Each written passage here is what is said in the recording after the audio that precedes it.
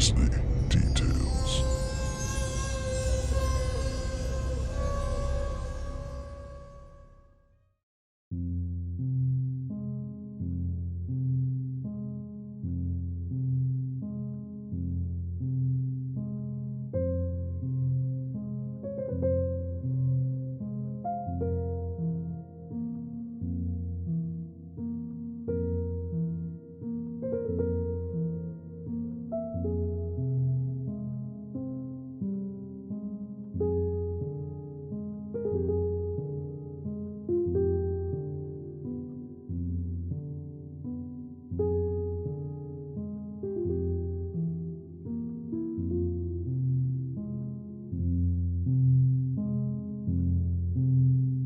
The Raven by Edgar Allan Poe.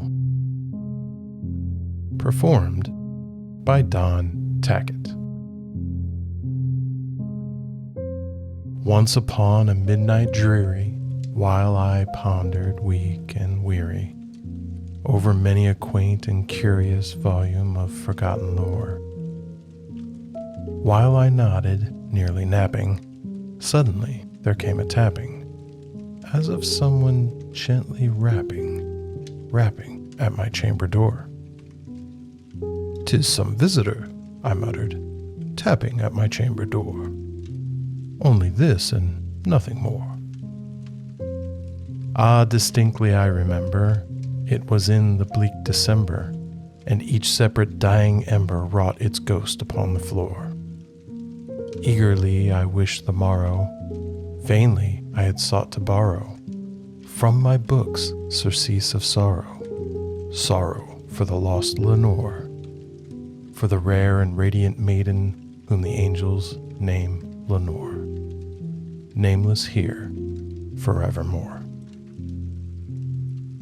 And the silken, sad, uncertain rustling of each purple curtain thrilled me, filled me with fantastic terrors never felt before. So that now, to still the beating of my heart, I stood repeating, "'Tis some visitor entreating entrance at my chamber door. Some late visitor entreating entrance at my chamber door.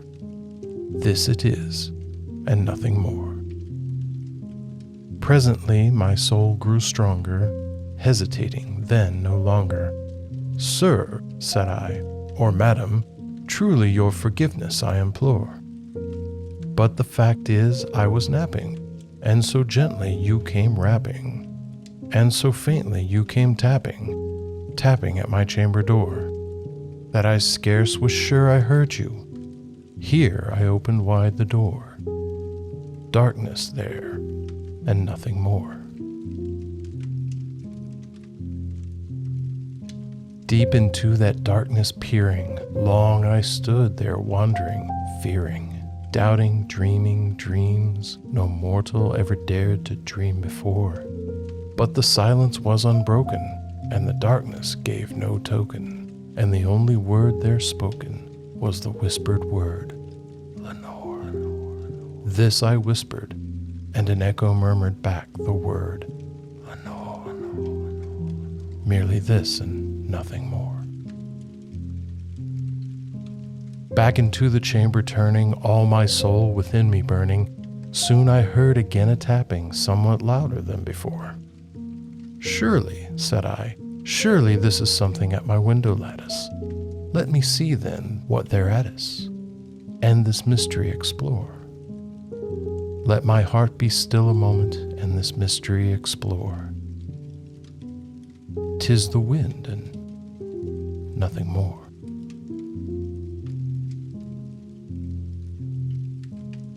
Open here I flung the shutter, when with many a flirt and flutter, in there stepped a stately raven of the saintly days of yore. Not the least obeisance made he, not an instant stopped or stayed he, but with mien of lord or lady, perched upon my chamber door. Perched upon a bust of Pallas just above my chamber door. Perched and sat, and nothing more. Then this ebony bird beguiling my sad fancy into smiling, by the grave and stern decorum of the countenance it wore. Though thy crest be shorn and shaven, thou, I said, art sure no craven, ghastly, grim, and ancient raven, wandering from the nightly shore. Tell me what thy lordly name is on the night's Plutonian shore. Quoth the raven, nevermore. Much I marveled this ungainly fowl to hear discourse so plainly, though its answer little meaning, little relevancy bore.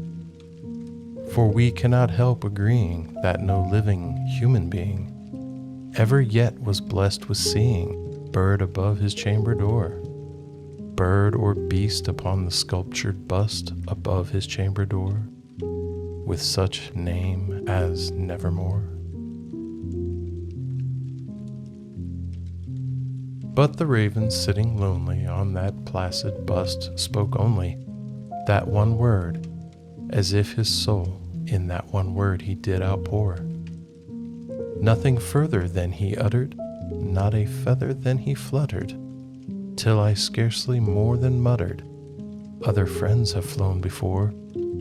On the morrow he will leave me, as my hopes have flown before.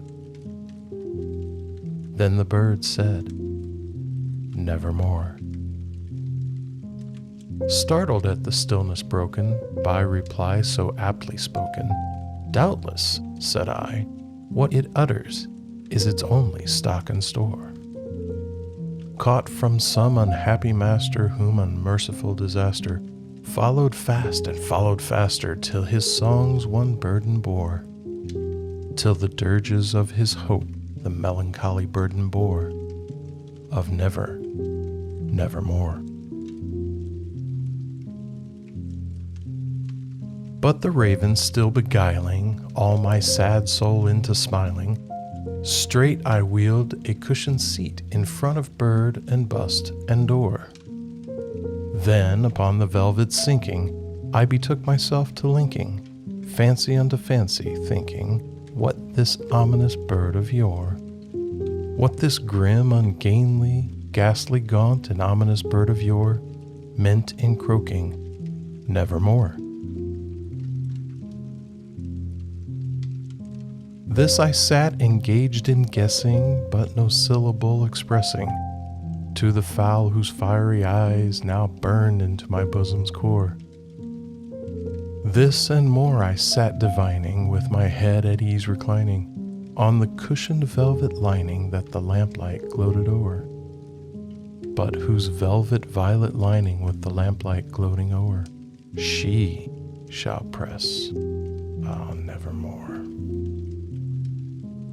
Then methought the air grew denser, perfumed from an unseen censer, swung by seraphim whose footfalls tinkled on the tufted floor. Wretch, I cried, thy God hath lent thee, by these angels he hath sent thee, respite, respite, and nepenthe from thy memories of Lenore. Quaff, oh quaff this kind nepenthe, and forget this lost Lenore. Quoth the raven, nevermore.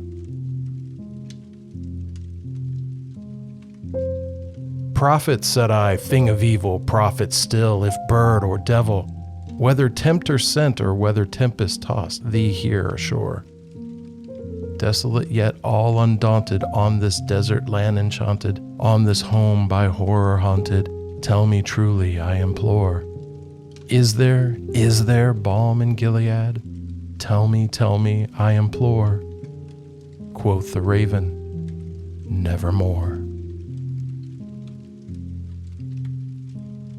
Prophet, said I, thing of evil, prophet still, if bird or devil, by that heaven that bends above us, let that God we both adore. Tell this soul with sorrow laden, if within the distant Aidenn it shall clasp a sainted maiden whom the angels name Lenore. Clasp a rare and radiant maiden whom the angels name Lenore. Quoth the raven, nevermore.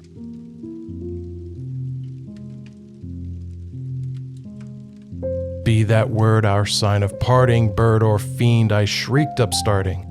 Get thee back into the tempest and the night's Plutonian shore.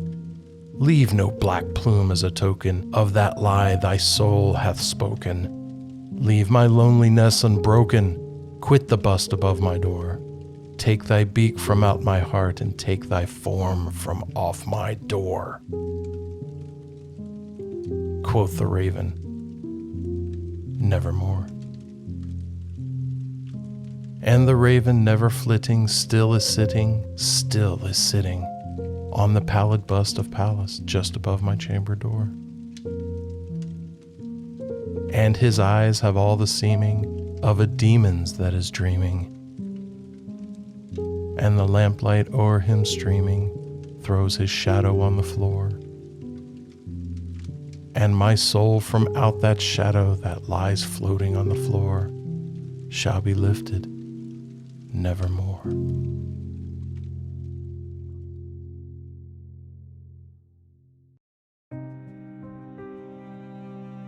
I'd like to thank y'all for stopping by this evening. We always enjoy the company and hope to see y'all again real soon. Until then, remember that horror ain't about us living in darkness. It's about darkness living in us. So, try to stay close to the porch light.